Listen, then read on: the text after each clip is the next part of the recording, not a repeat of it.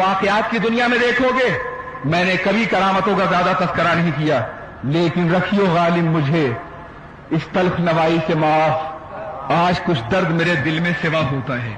میں نے مادی دنیا کا مطالعہ کیا ہے، اسباب کی دنیا کا مطالعہ کیا ہے، وسائل کی دنیا کا مطالعہ کیا ہے۔ اعلیٰ حضرت اور ان کا خانوادہ آج بھی دنیا کی رہنمائی کر رہا ہے۔ بے شک ٹیکساس میں، ہوسٹن میں ایک خاندان، پتہ مولانا سعید بھائی سے لے لینا، میں نے ان کو لکھوا دیا ہے۔ سعید بیگ صاحب ان کا بھی نام ہے اتفاق سے، جو وہاں رہتے ہیں، ایک بہت بڑے کاروباری ہیں۔ مجھے انہوں نے سیرت کے جلسے میں دعوت دی۔ میں نے ان سے پوچھا کہ بھائی سعید، اس مادی دنیا میں جہاں ہر آدمی دولت کے لیے دوڑ رہا ہے، امریکہ میں بیوی بھی کام کر رہی ہے، شوہر بھی کام کر رہا ہے، بیٹا بھی کر رہا ہے، کسی کو کسی کی خبر نہیں، یہ آپ کو یہ مولویوں سے کیسے محبت ہو گئی آج جیسے لوگوں کو؟ واہ واہ، یہ سیرت کے جلسے آپ کروا رہے ہیں؟ کم از کم امریکہ کی 4 ریاستوں میں آپ کا کاروبار پھیلا ہوا ہے اور آپ سیرت کے جلسے کروا رہے ہیں؟ یہاں تو یہ عالم ہے کہ ذرا سا چربی جمی ہے جسم پر تو سب سے پہلے دین کا مذاق اڑایا جاتا ہے اور مولویت کا مذاق اڑایا جاتا ہے، اور آپ سیرت کے جلسے کروا رہے ہو۔ قبر الزماں آدمی کو بلوایا ہے آپ نے؟ رونے لگے سعید بھائی، سعید بیگ صاحب۔ کہا مولانا میں بریلی کا رہنے والا ہوں، لیکن بریلی میں نے دیکھا نہیں، میرے باپ دادا وہاں رہتے تھے، تقسیم سے پہلے ہی پاکستان منتقل ہو گئے تھے، میں پاکستان میں پیدا ہوا۔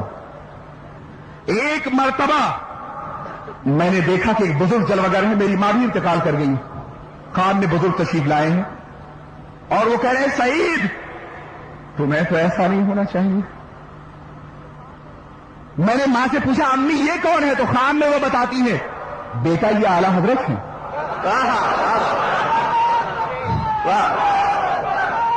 میں جب اس واقعے کو بیان کرتا ہوں تو نگاہیں چھلک جاتی ہیں، نام مجھ سے لے لو، پتہ مجھ سے لے لو، سعید کو فون کرو فوراً یہ رابطہ ہو جائے گا، بیٹا یہ اعلیٰ حضرت ہے۔ اور تمہیں معلوم نہیں ہے تم لوگ پاکستان چلے گئے تھے، ان سے ہمارا دور کا رشتہ بھی ہے۔ صبح کو اٹھے، بچوں کو نماز کے لیے تیار کیا، اس کے بعد سے پورے گھر کو نماز کے پابند بنایا، اور کہا آج میں نے اعلیٰ کا نام بھی نہیں سنا تھا، اس زمانے سے آج تک پورا گھرانہ مذہبی ہو گیا ہے۔ میں عرض کرنا چاہتا ہوں جو شیخ گرامی وقار اپنے خاندان اور دوسرے افراد کو مرنے کے بعد بھی امریکہ کی وادیوں میں پہنچ کے روحانی طور پر زندگی دے رہا ہو، کیا وہ ہماری رہنمائی نہیں کر سکتا ہے؟